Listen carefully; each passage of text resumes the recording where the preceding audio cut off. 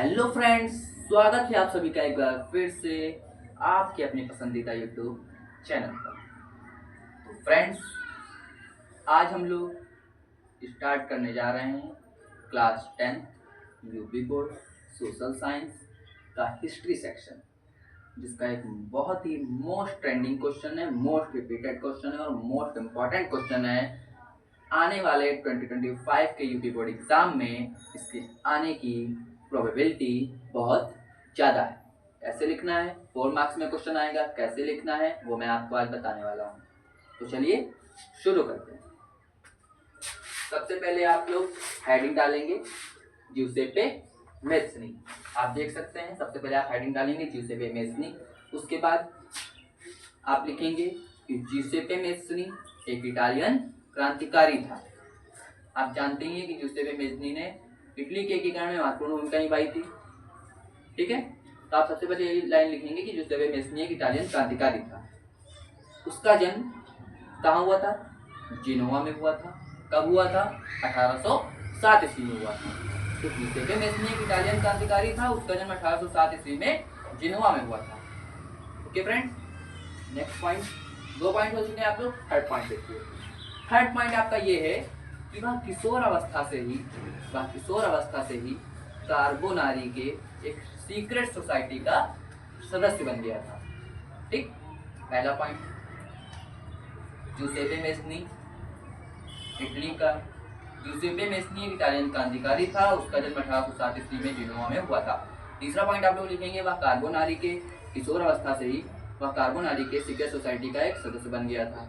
ठीक, चौथा पॉइंट आप लिखेंगे कि 1831 ईस्वी में जब मैं 24 साल का था, 1831 ईस्वी में जब मैं 24 साल का था, तभी लिंगुरिया में क्रांति फैलाने की कोशिश में उसे देश निकाला दे दिया गया था, अर्थात देश से निकाल दिया गया था।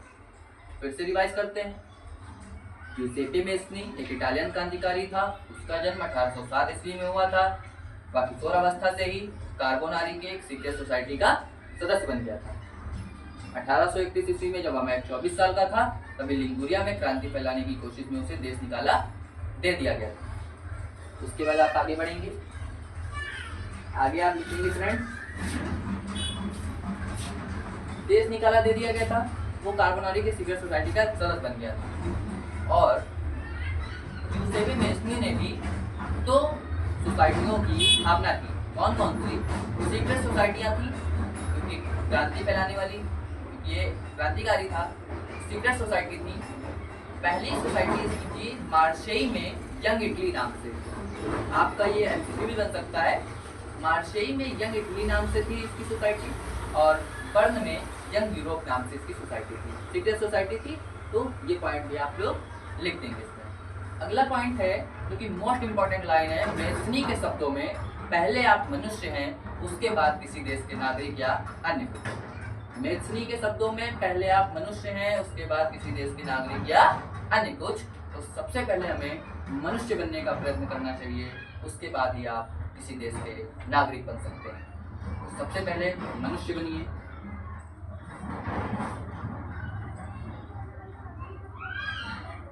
फिर आपका छठा पॉइंट होगा कि मेस्नी का मानना था कि भगवान ने राष्ट्र को मानवता की एक जातीय नैसर्गिक इकाई बनाया।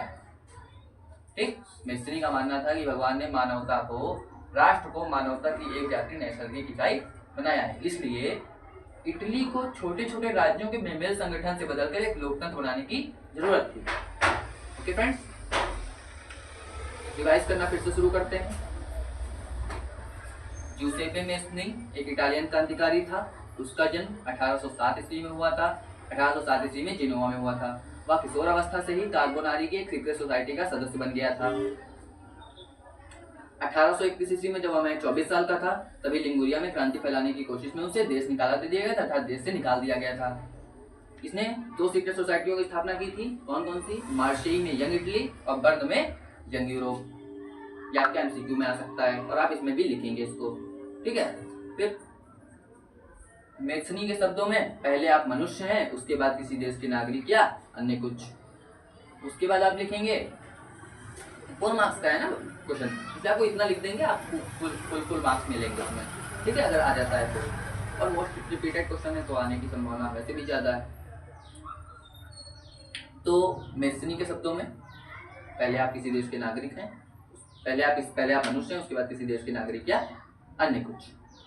उसके बाद आप लोग लिखेंगे कि मेसनी का मानना था कि भगवान ने राष्ट्र को मानवता की एक जाति नैसर्गिक इकाई बनाया है, इसलिए इटली को छोटे छोटे राज्यों के विभिन्न संगठन से बदलकर एक लोकतंत्र बनाने की जरूरत थी। इतना आप लिख देंगे, आपको फुल मार्क्स मिलेंगे।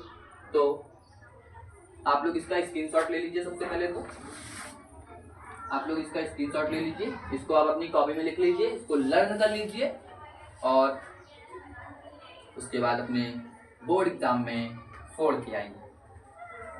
तो आप लोग इसका स्क्रीनशॉट ले सकते हैं।